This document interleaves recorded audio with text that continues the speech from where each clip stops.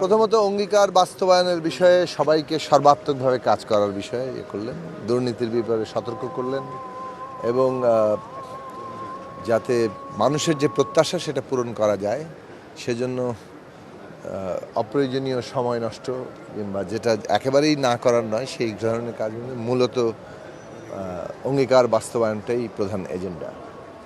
এবং আশু যে আগামীকাল থেকে রমজান শুরু হচ্ছে সেইটা মানুষকে কতটা স্বস্তিতে রাখা যায় সব অর্থে, বাজার, দ্রব্যমূল্য, আইন শৃঙ্খলা পরিস্থিতি, বিদ্যুৎ, সমস্ত দিক থেকে এটা এখন আশু প্রত্যেকের দায়িত্ব। এর পরপরই যে মানে পাশাপাশি যে কাজটা শুরু করে দিতে হবে সেটা হচ্ছে যে সমস্ত অঙ্গীকার দেওয়া হয়েছে নির্বাচনী ইশতেহারে সেই অঙ্গীকার বাস্তবায়নের জন্য কাজ শুরু করা, স্বল্পমেয়াদী, মধ্যমেয়াদী, দীর্ঘমেয়াদী উদ্যোগ গ্রহণ করা, সেই সব বিষয় নিয়ে আলোচনা হচ্ছে। অনেকগুলো বিষয় নিয়ে আলোচনা হচ্ছে। পাপরিকা আর মেক্সিকান মশলার মাইন্ড ব্লাস্টিং ফ্লেভারে ডিটোস পার্টি হবে জোস যদি থাকে ডিটোস।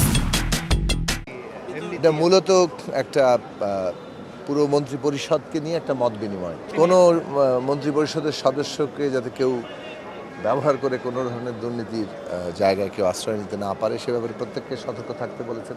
এবং এই সরকার যে এবার একটা ক্লিন সরকার হওয়ার ব্যাপারে তার যে অঙ্গীকার সেই অঙ্গীকার তিনি বাস্তবায়ন করতে চান। 180 দিনের একটা প্ল্যানিং পরিকল্পনার কথা শুনেছি আমরা। সেটা খুব দ্রুতই প্রকাশ করা হবে।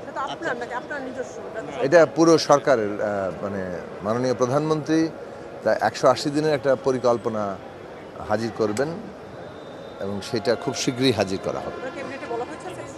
আজকে আলোচনা করা হয়েছে যে তুলেছেন উনি এবং এইটার প্রায় ওনার পরিকল্পনাটা খুব দ্রুতই তিনি ক্যাবিনেটে হাজির করবেন।